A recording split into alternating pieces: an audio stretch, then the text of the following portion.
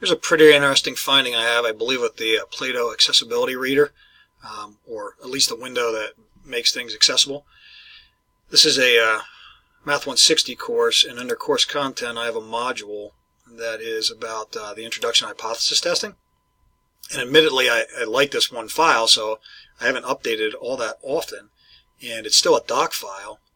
But what happens is when I go to open this in the reader, I have just an introductory, very first day of hypothesis testing, and I'm talking about tread life of a tire, and I'm testing the population mean of 32,000 miles for the tires.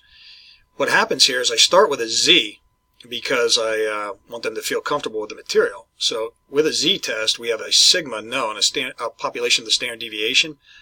Population standard deviation is known. Here, what happens when it opens in this window, it actually cannot, I guess, read that, can't justify that. So it changes the mu, the Greek letter mu, to an M, which isn't a huge deal, but yet in stats a lot of times we'll use M for median. The bigger deal, though, is right here. This is a sigma, Greek letter sigma, that they put an S in for.